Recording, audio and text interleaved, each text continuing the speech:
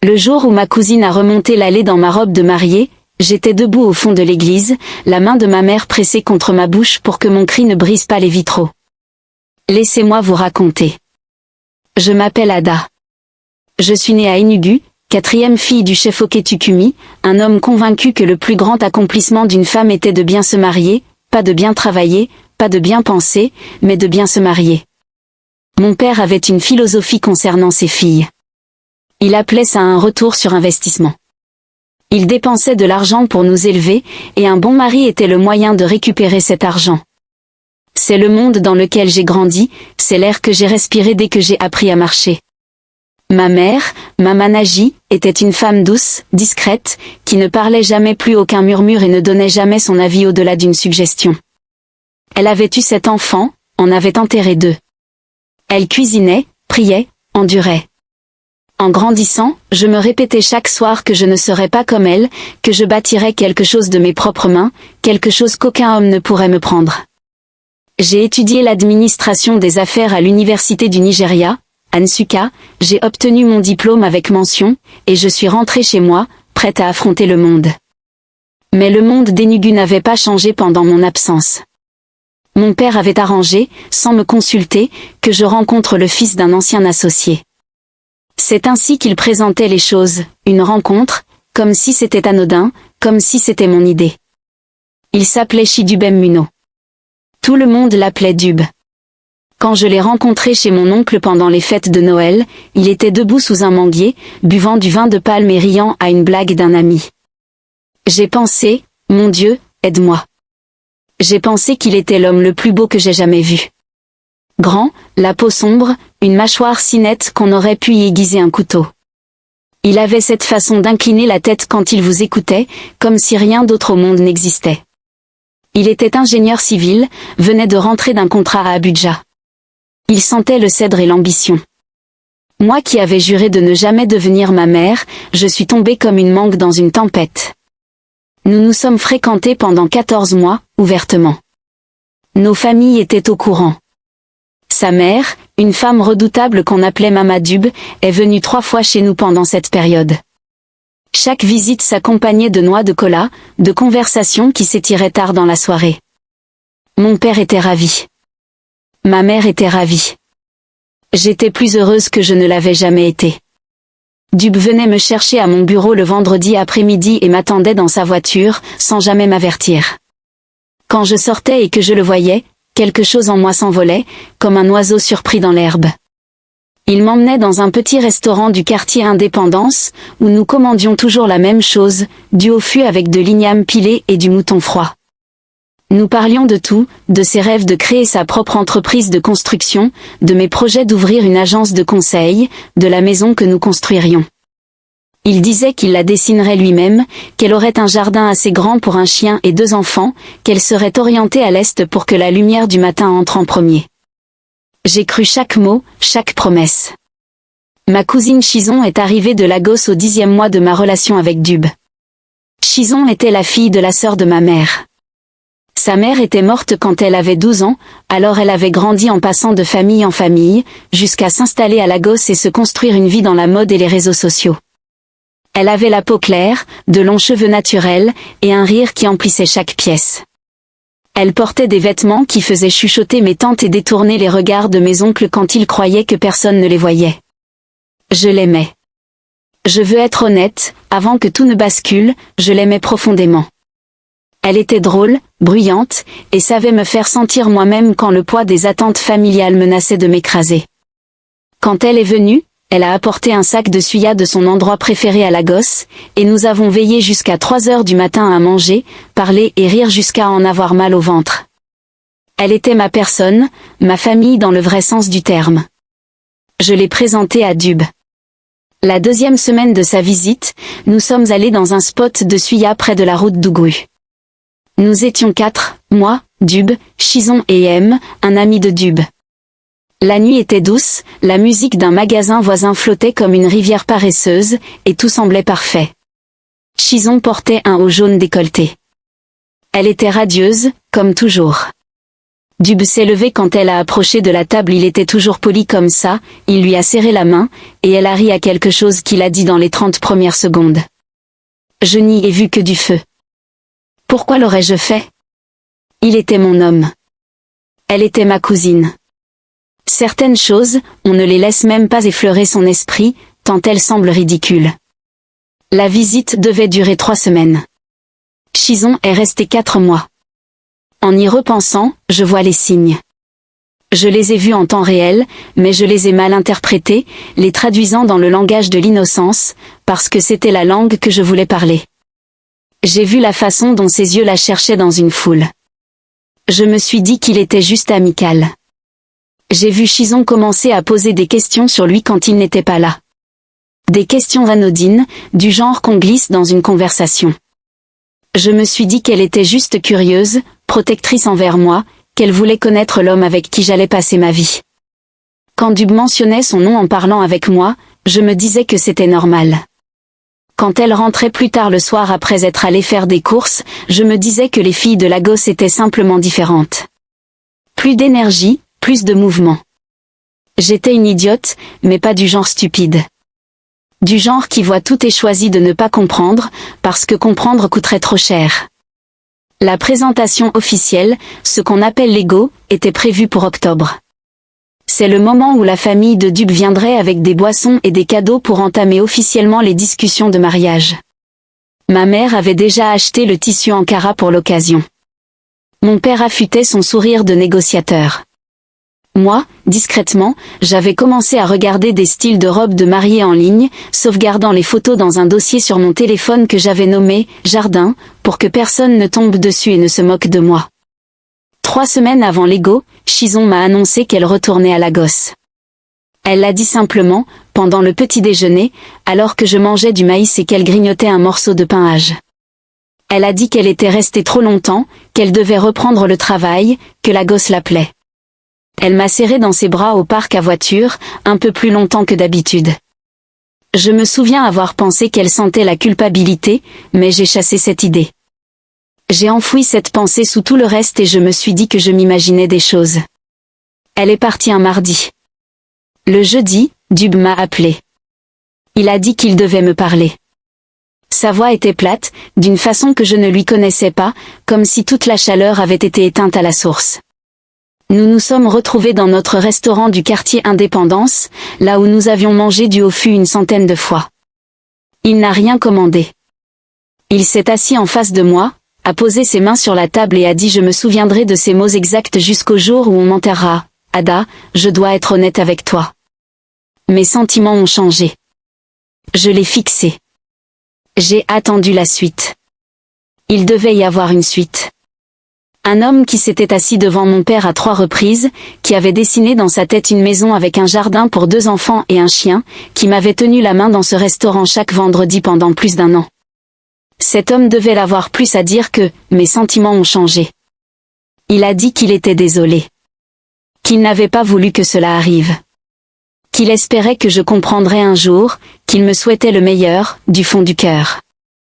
Je suis restée assise longtemps après son départ. Le serveur est venu me demander si je voulais quelque chose. J'ai dit non.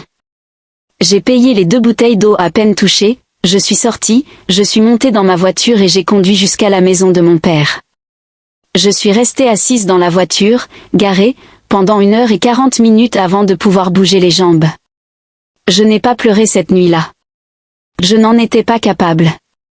Le chagrin était trop grand pour sortir d'un coup, comme un vent d'harmattan qui se prépare pendant des jours et frappe enfin, et tu réalises que tu ne savais pas à quel point il était fort avant qu'il n'arrache le toit de la maison. Je n'ai rien dit à personne. Ni à ma mère, ni à mes sœurs, ni à mes amis. J'ai gardé ça en moi, laissant ça peser sur mes côtes pendant que j'essayais de comprendre ce qui avait mal tourné. Je l'ai appelé 2 fois. La première, il a répondu et m'a redit qu'il était désolé. La deuxième, il n'a pas décroché. Je n'ai pas rappelé une 3e fois. J'ai au moins ça, la fierté. 2 semaines plus tard, la sœur aînée de la mère de Shizon, ma tante Ongwa, a appelé ma mère. Elles ont parlé longtemps. Quand ma mère est venue me trouver dans ma chambre, son visage faisait quelque chose de compliqué, comme s'il hésitait entre plusieurs expressions. Elle s'est assise au bord de mon lit, a pris ma main et a dit « Ada, il y a quelque chose que je dois te dire. » Chidubem et Nonka étaient allés à Lagos. Il y était allé pour être avec Chison. Pas en visite, pas de passage. Avec elle. Ils se voyaient. Le mot que ma mère a utilisé était « proche », parce qu'elle ne pouvait pas se résoudre à dire le vrai mot. Ils étaient proches depuis la soirée Suya à Ougui Road. Depuis cette première semaine où ma cousine était entrée dans ma vie, apportant avec elle l'air de Lagos, un haut jaune décolleté et son rire dévastateur. Je sais ce que vous pensez. Vous vous demandez comment elle a pu faire ça. Et je comprends, parce que je me le suis demandé encore et encore, jusqu'à ce que la question devienne une sorte de maison dont je ne voulais plus sortir, parce que tant que je la posais, je n'avais pas à commencer à accepter la réponse. La réponse, c'est qu'elle l'a fait parce qu'elle le voulait, et qu'elle le voulait plus qu'elle ne m'aimait. C'est tout. C'est la vérité laide et nue. Pas de discours de méchant, pas de confrontation dramatique, pas de moment où elle se serait assise avec moi, les larmes aux yeux, pour s'expliquer. Elle a choisi. Duba choisi. Et ils s'étaient choisis l'un l'autre pendant que j'économisais des photos de mariage dans un dossier appelé « Jardin ». Les mois qui ont suivi ont été parmi les plus longs de ma vie. J'ai perdu du poids que je n'avais pas à perdre. J'ai arrêté d'aller aux soirées Suya du vendredi avec mes amis, parce que chaque spot me rappelait cette première soirée à Ougui Road. J'ai arrêté d'écouter certaines chansons. J'ai commencé à travailler avec la férocité d'une femme qui construit un mur autour d'elle, brique par brique, pour que rien ne puisse entrer et rien ne puisse sortir. J'ai enregistré ma société de conseil. J'ai embauché 2 personnes. J'ai commencé à prendre des clients. J'ai mis tout ce que j'avais dans le travail, parce que le travail ne pouvait pas me trahir. Les chiffres ne te quittent pas pour ta cousine. Les tableaux Excel ne regardent pas quelqu'un d'autre en disant « mes sentiments ont changé ». Mon père était furieux, de cette colère des hommes de sa génération quand les choses ne se passent pas comme prévu. Pas pour moi, pas parce que sa fille souffrait, mais parce que l'arrangement avait échoué. Il avait déjà prévenu ses amis. Il avait commencé une campagne discrète parmi les anciens de son groupe d'âge. La rupture de la cour embarrassait, et il portait cette honte comme une éruption qu'il ne pouvait s'empêcher de gratter. Ma mère était silencieusement dévastée, comme elle était silencieusement tout. Elle m'apportait de la nourriture que je ne mangeais pas et s'asseyait à côté de moi dans un silence qui en disait plus que tous les mots. Mes sœurs se sont relayées autour de moi. Ojuku a apporté de la colère pour moi. Na a apporté des prières. Amara a apporté des ragots sur Dub, surtout inventés mais très satisfaisants à entendre. Ce dont personne ne parlait, ce que tout le monde contournait comme une fissure dans le sol, c'était Chison. Parce que Chison était de la famille, et dans notre monde, ce que la famille te fait, on n'en parle pas trop fort. On pleure en privé. On pardonne en public. On dit, Dieu contrôle tout, à table, et on avale le reste avec la nourriture. 11 mois ont passé. J'avais commencé, lentement et douloureusement, à me recoudre. Pas parce que le temps guérit tout, c'est un mensonge qu'on raconte parce que la vérité est trop lourde à porter, mais parce que j'étais têtue et que je refusais de laisser cette histoire me briser.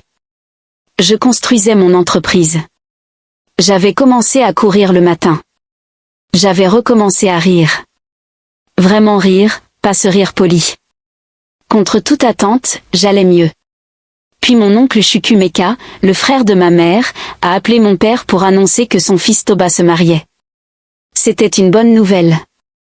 Toba était un bon homme, calme et stable, médecin tout juste rentré d'un stage en Allemagne. Toute la famille aimait Toba.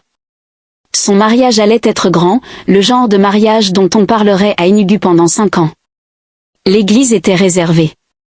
La salle était réservée. Les ketras étaient réservés. L'ASO Ebi était un Bourgogne profond et or que ma mère disait la rajeunir de 20 ans quand elle essayait le tissu. Ma mère m'a parlé du mariage avec des yeux brillants. J'ai souri et dit que j'étais heureuse pour Toba. Et c'était vrai. J'avais de la place pour ça en moi. L'invitation est arrivée 3 semaines avant l'événement. Une carte blanche avec des lettres dorées, traditionnelle et belle. Je l'ai lue 3 fois. La cérémonie était prévue le samedi à l'église anglicane Saint-Paul-des-Nugus, suivie d'une réception à l'hôtel présidentiel. Je suis allée faire des achats pour trouver quelque chose à porter. J'ai choisi une robe verte foncée qu'une amie a dit me donner l'air d'une reine. J'ai fait coiffer mes cheveux le jeudi précédent.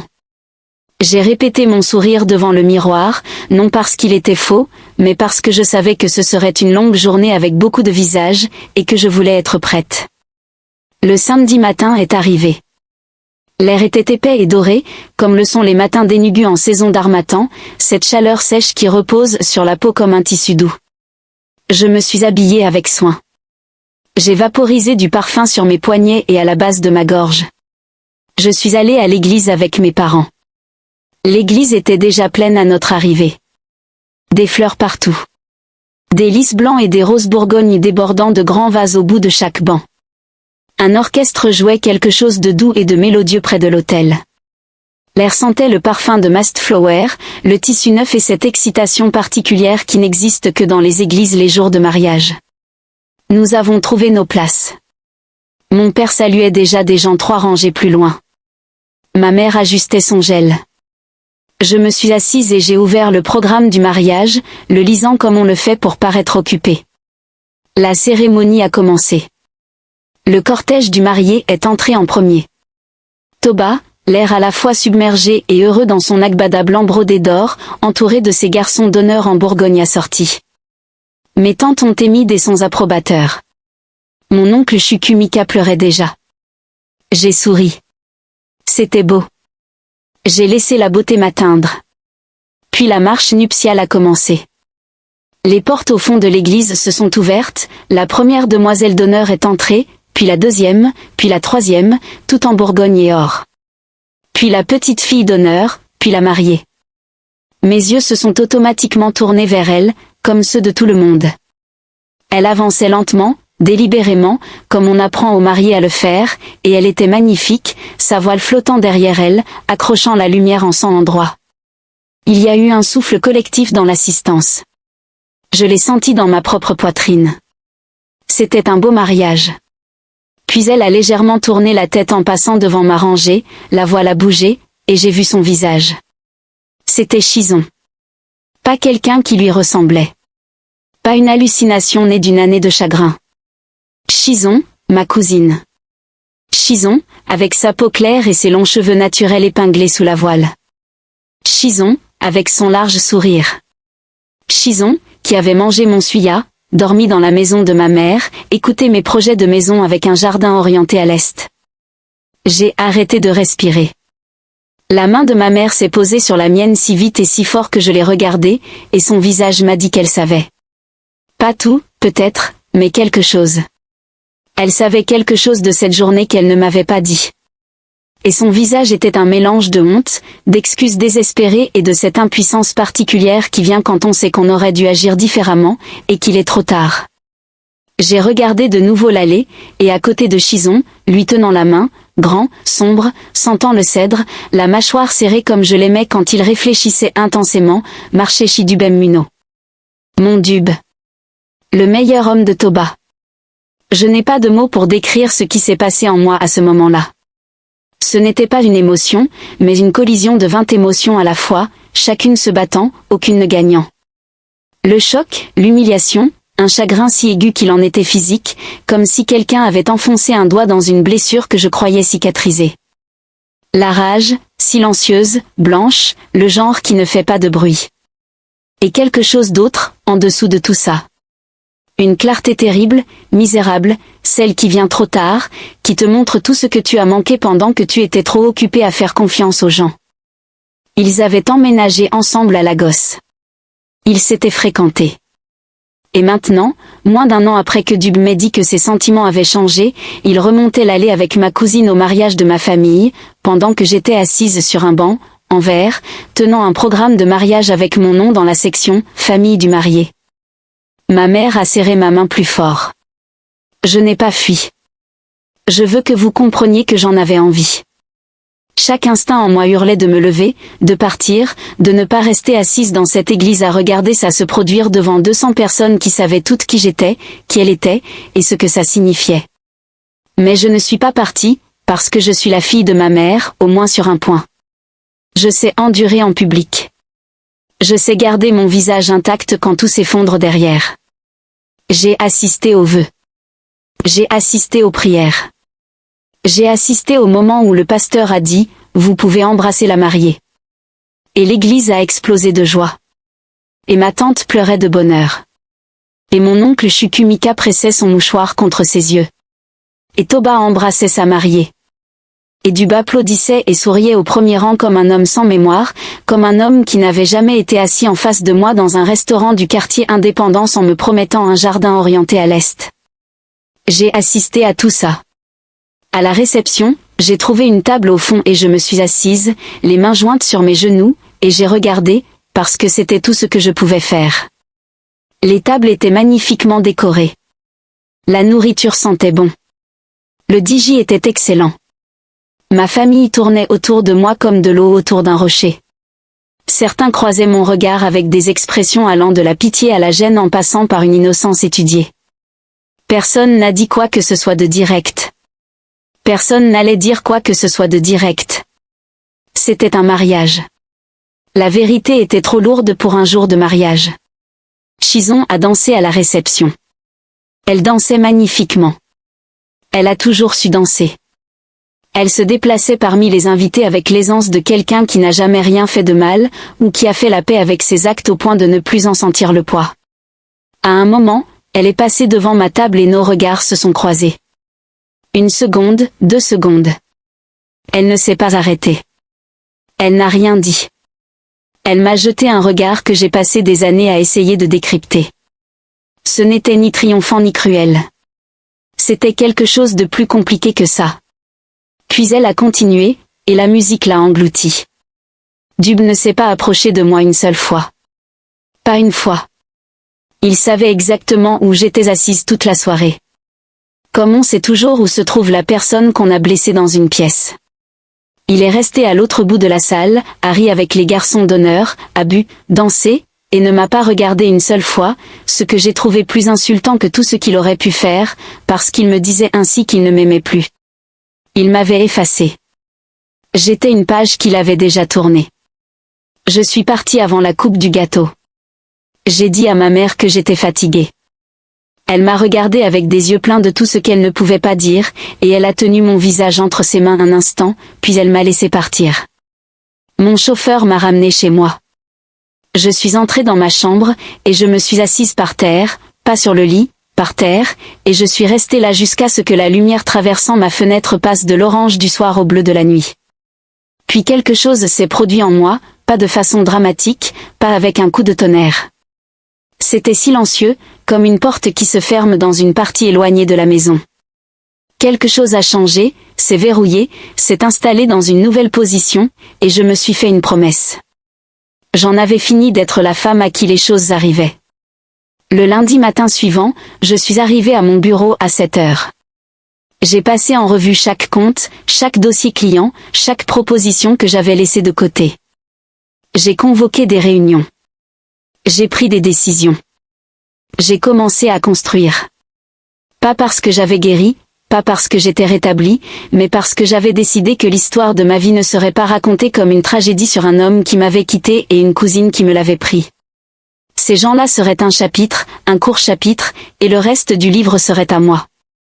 Au cours des 2 années suivantes, j'ai transformé mon entreprise en l'une des plus respectées petites agences de conseil d'Enugu. J'ai embauché cette personne. J'ai obtenu un contrat avec une agence gouvernementale de l'État. J'ai donné une conférence lors d'un congrès d'affaires à Abuja, après laquelle 3 femmes sont venues me dire que j'avais changé leur vision de l'ambition. J'ai acheté une voiture. J'ai acheté un terrain. J'ai commencé à imaginer une maison avec un jardin. Pas orienté à l'est, mais dans la direction que je choisirais, parce que ce serait à moi. J'ai recommencé à sortir, prudemment, lentement, sans cette désespération urgente que la rupture peut parfois créer. J'ai eu des rendez-vous qui n'ont mené nulle part, et c'était bien. J'ai eu des rendez-vous qui ont mené quelque part de petit, et c'était bien aussi. J'ai arrêté de comparer les hommes aux fantômes de Dub, ce qui a été la chose la plus importante que j'ai faite. J'ai arrêté de laisser un homme qui m'avait quitté définir ce que je cherchais chez un homme qui pourrait rester. Et finalement, environ 18 mois après le mariage, j'ai rencontré quelqu'un. Pas un ami de Dub, pas un autre homme comme lui, mais Shukodi, un comptable d'Alaka qui avait bâti un petit empire de portefeuille d'investissement et possédait la confiance tranquille d'un homme qui n'avait rien à prouver. Il n'était pas théâtral. Il ne ressemblait pas à un manguier. Il ne sentait pas le cèdre. Il était ordinaire, dans le meilleur sens du terme, solide, constant, sincère d'une manière qui semblait presque banale jusqu'à ce qu'on réalise à quel point la sincérité est rare chez une personne. Il était là quand il disait qu'il serait là. Il appelait quand il disait qu'il appellerait. Il ne me faisait pas deviner. Il ne me faisait pas jouer un rôle. Il m'a demandé un jour, au début de notre relation, pourquoi je le regardais parfois de loin, même quand j'étais assise à côté de lui. Et je lui ai dit la vérité, pas toute d'un coup la vérité, quand on en porte beaucoup, doit être libérée lentement, sinon elle inonde la pièce, mais assez.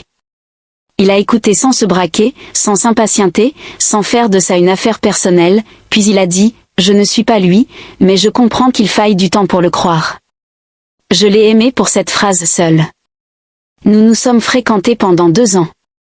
Sa famille est venue chez moi avec des noix de cola, du schnapps et des conversations. Mon père, à ce stade, avait appris un peu d'humilité. L'échec de l'arrangement précédent lui avait enseigné que sa théorie de l'investissement concernant ses filles était une philosophie avec de sérieux défauts structurels. Il s'est assis en face de la famille de Shukodi avec une dignité plus discrète. Et pour une fois, il m'a demandé ce que j'en pensais avant de dire quoi que ce soit. Le progrès, même petit, reste du progrès. Notre mariage a eu lieu en juillet, un samedi, le genre de journée qui semble choisie exprès, lumineuse, pleine et chaude sans être cruelle. J'ai porté une robe que j'avais conçue avec une couturière dénudue, ivoire avec des fleurs brodées à la main sur l'ourlet. Mes sœurs étaient demoiselles d'honneur. Ma mère a pleuré du moment où nous avons quitté la maison jusqu'à bien après le début de la réception. Mon père m'a tenu le bras en marchant, et pour une fois, il n'a rien dit, ce qui était le meilleur cadeau qu'il pouvait me faire. Shukodi m'attendait à l'hôtel. Il m'attendait comme un homme certain. Pas nerveux, pas agité, mais calme et ancré comme un arbre qui sait où il est planté. Quand je l'ai rejoint et qu'il a pris ma main, il l'a serrée 2 fois. C'était tout. 2 pressions. J'ai compris ce qu'elle voulait dire. Nous avons écrit nos vœux nous-mêmes. Debout devant 200 personnes, j'ai dit, entre autres choses, que l'amour ne devait pas vous coûter votre identité. Que quand il est vrai, il vous ajoute plutôt que de vous soustraire, et que j'avais appris la différence, non pendant les années faciles, mais pendant les difficiles. J'ai dit que je n'étais pas debout à cet hôtel malgré tout ce que j'avais survécu, mais grâce à cela, que la femme assise par terre dans une robe verte avait pris une décision, et que cette décision l'avait menée ici. Il n'y avait pas un œil sec dans l'église, y compris les miens. Que sont devenus Dub et Chison? Vous voulez le savoir? Bien sûr. Je vais vous le dire, non pas parce que je veux dire, je vous l'avais bien dit, même si je dois être honnête, il y a une toute petite partie humaine en moi qui a ressenti quelque chose en l'apprenant, mais parce que l'histoire serait incomplète sans ça. Ils se sont installés définitivement à Lagos après le mariage. Pendant un moment, tout semblait bien se passer. Chison avait son travail dans la mode. Dub avait commencé un nouveau contrat d'ingénierie. Il publiait sur les réseaux sociaux comme le font les gens qui essaient de se convaincre eux-mêmes et les autres en même temps. Les photos étaient belles. Les légendes optimistes. J'en ai vu certaines au début, avant de décider d'arrêter de regarder, parce qu'il y a des chagrins dont il faut se protéger, comme une flamme qu'on voit mais qu'on ne doit pas toucher. Au bout de 3 ans, les gens ont commencé à parler. Ma tante Goazi n'a jamais su garder une histoire pour elle quand elle brûlait de sortir. Elle a dit à ma mère que Chison et Dub avaient des difficultés. Qu'ils partaient souvent en contrat et revenaient différents à chaque fois. Que l'argent était devenu un sujet de dispute permanent dans leur maison. Que ce qui commence dans la trahison ne trouve parfois pas de terrain solide, parce que les fondations n'ont jamais été propres. Je ne connais pas toute la vérité de leur mariage. Je ne connais que les morceaux qui m'ont été rapportés par les canaux familiaux qui finissent toujours par tout colporter, peu importe à quel point on ferme les fenêtres. Ce que je sais, c'est qu'au moment où je me suis mariée, Dub et Chison étaient en guerre silencieuse, et qu'aucun des deux ne gagnait. Ce que je sais, c'est que les photos ont cessé d'apparaître. Ce que je sais, c'est que Chison a appelé ma mère une fois, une seule fois, et que ma mère est restée assise dans la cuisine très longtemps après, sans rien dire. Elle ne m'a jamais répété ce que Chison avait dit. Je ne l'ai jamais demandé. Il y a des conversations qui appartiennent à ceux qui les ont eues, et des choses qu'il ne m'aiderait pas de savoir. Ce que je peux vous dire, c'est que je n'ai pas été contente ou j'ai essayé de ne pas l'être. Je suis honnête avec vous. Il y a eu des moments, bref, où quelque chose en moi, dont je ne suis pas fière, a ressenti une pointe de satisfaction en apprenant leurs difficultés. C'est humain. C'est laid, mais c'est humain. Ce que j'ai choisi de faire, c'est de poser ça. Porteur leur souffrance comme une victoire m'aurait rendue plus petite. Et j'avais passé trop de temps à me construire plus grande pour tout gâcher par de l'amertume. Ma vie avec Chukwudi n'était pas un conte de fées au sens dramatique. C'était mieux que ça. C'était réel. C'était les samedis matins où il faisait des œufs parce qu'il savait que je n'avais pas la patience de cuisiner avant 10 heures. C'était les désaccords sur l'argent que nous avions à table et que nous réglions à table, sans que personne aille dormir ailleurs. C'était une grossesse qui nous avait effrayés et ravis à parts égales. Et une fille née en mars, qui est venue au monde en hurlant comme si elle avait quelque chose à dire, et qui ne s'est pas tue depuis. Nous l'avons appelée Chidima. Ça veut dire « Dieu est bon ». C'est la personne la plus bruyante et la plus déterminée que j'ai jamais rencontrée. Et je l'aime avec une férocité qui me surprend chaque jour. Nous avons construit notre maison. Ce n'est pas celle que Dub avait imaginée. Elle est mieux, parce qu'elle est réelle. Elle a un jardin. Je l'ai planté moi-même. J'ai choisi son orientation. Il se passe quelque chose en toi quand tu survis à ce que tu croyais devoir te détruire. Pas tout de suite. Ça prend du temps, parfois des années. Mais finalement, tu arrives à un point où tu peux regarder la pire chose qui te soit jamais arrivée et comprendre que ce n'était pas la fin de ton histoire. C'était l'histoire. Tout ça, la blessure, la guérison, la construction, la vie, tout ça fait l'histoire. Et c'est toi qui la racontes. Je vous la raconte maintenant, non pas parce que Dub compte. Il ne compte plus, pas comme avant. C'est une personne qui est sortie de ma vie, et ce qu'il a laissé derrière lui était un espace que j'ai choisi de remplir de meilleures choses. Pas parce que Chison compte, pas de la façon qui saigne.